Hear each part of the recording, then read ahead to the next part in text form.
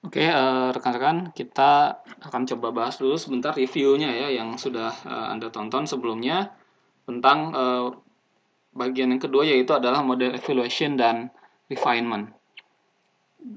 Jadi sebelumnya kita sudah pekan lalu ya sudah melakukan perancangan model ya, perancangan model gitu menggunakan data training sehingga kita dapatlah sebuah model regresinya. Low battery. Nah, maka pertanyaan selanjutnya, sebentar.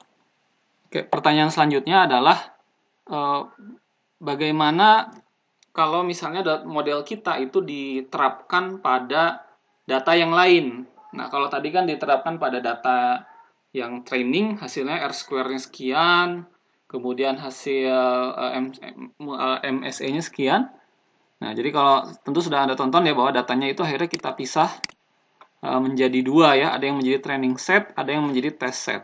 Setelah dilatih dengan training set, lalu kita uji coba dengan testing set dan kita lihat hasilnya seperti apa.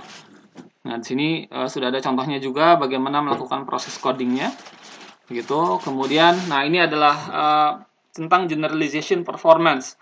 Kalau digeneralisasi dengan data testing, apakah hasilnya bagus atau tidak, begitu ya.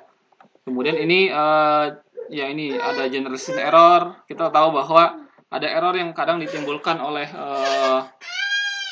error yang kalau misalnya dengan training seperti ini, kalau dengan tes errornya jadi agak lebih berbeda ya. Nah, ini akan lebih tinggi. Nah, kenapa ya? Karena kalau kita akan ini kan sama sekali dengan tantangan yang baru, data yang baru. Begitu.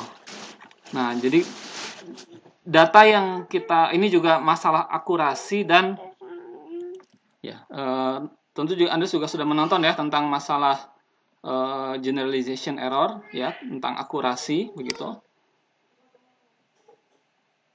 Ini bisa ditampilkan tidak ya? Ya, kalau ya dengan sampel yang berbeda dia akan terus mencari tapi sebenarnya menuju titik yang sama, titik yang satu. Ya. Nah, kalau training datanya terlalu banyak, dia akurat ya, berkumpul tapi berkumpul pada tempat yang salah. Ya, dia precise tapi tidak akurat kalau seperti ini. Nah, oke. Kemudian Anda juga sudah belajar tentang cross validation.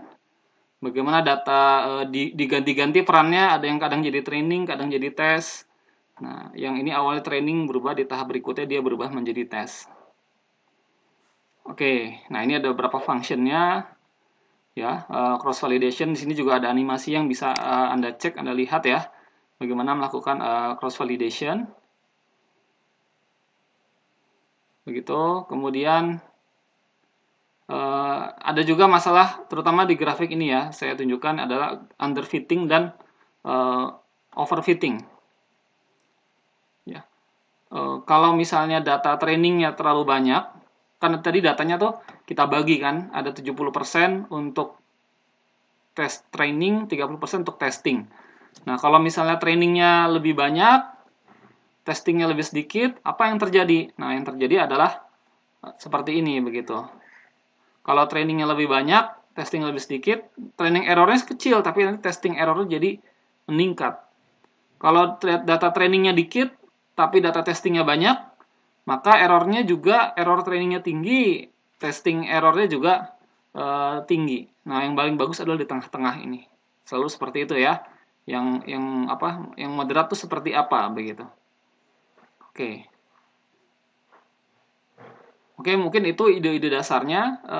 Ini juga ada beberapa programming code yang bisa Anda tiru. Ini selanjutnya ada regression and grid search. Itu tambahan saja. Pengayaan kalau mau mempelajari itu sangat bermanfaat, tapi tidak akan masuk dalam pembahasan utama kita sekarang di mata kuliah ini. Oke, seperti itu dulu mungkin.